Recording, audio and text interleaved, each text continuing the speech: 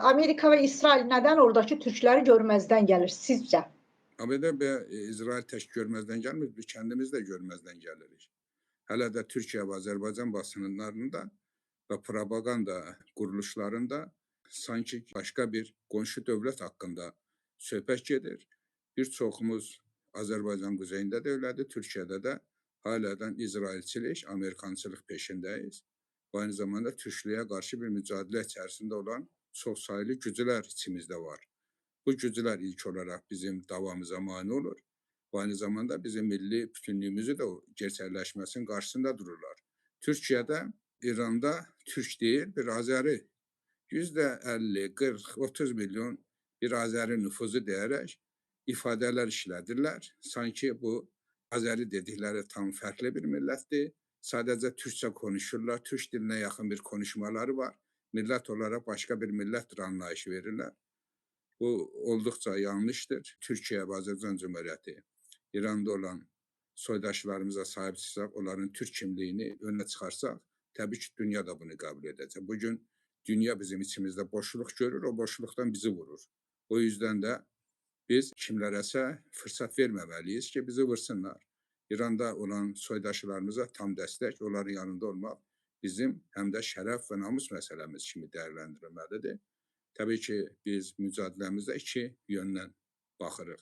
Bir, milli maraqlarımız deyilən maraqlardan çıxış edirik, bir də dövlət maraqlarımız deyilən maraqlardan çıxış edirik. Biz elə mücadilənin içərisində yer almalıyıq ki, həm dövlətlərimiz bu mücadilədə zərər görməsin, aynı zamanda içəridə də millətimiz məğlubiyyətə uğramasın. Biz ikisini bir düşüncədə bütünləşdirməliyik ki, milli maraqlarımızla dövlətlər maraqlarımız üstə düşə bilsin. Bu da təbii ki, bizim Türkiyə Cumhuriyyəti ilə Azərbaycan Cumhuriyyətinin ortaq qərarıyla millətimizin dövlətlərimizə dəstək verməsindən bir yerdə olmasından keçir. O yüzden də biz daha çox çalışmalıyıq ki, dövlətimiz apardığı bu siyasətdə bugünə qədər aparılan, verilən dəməclərin nə qədər haqlı olduğunun fərqində olaq, ona sahiblənək, aynı zamanda da bütün kamuoyunda, dünyada hər yerdə bir türklük məsələsini gündəmə gətirək. Azəri lafının da tam düşməncə bizə qarşı kullanılmış bir laf olduğunu hər yerdə açıqlamalıyız. Azəri yəni İranda bir Fars qövmü var, onları Azərilər diyorlar. Onlar yarı Farsça konuşurlar, yarı Türkçə. Aynı zamanda onlar kendilerini Fars bilir, gerçekten de onlar Türk değil. O yüzden de bize de Azeri deyirlər ki, bizləri sanki Türk dilində danışan Farslar kimi dəyərləndirsinlər. Desinlər ki, bunlar Türk dilində danışırlar, amma Farsdılar.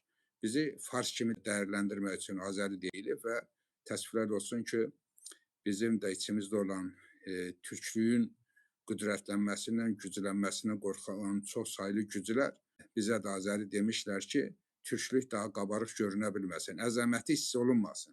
O yüzden biz bugün bu Azəri lafının da tamamıyla bir düşməncə laf olduğunu açıq-açığına söyləməliyik. İranda Türk var, Azərbaycan Türkdür, Türkiyə Türkdür, Türkistan başdan başa Türkdür. 500 milyonluq Türk bugün Türk bilincindədir. Amma dünyada 1 milyardın üstündə də Türk olduğunu hər kəs bilməlidir.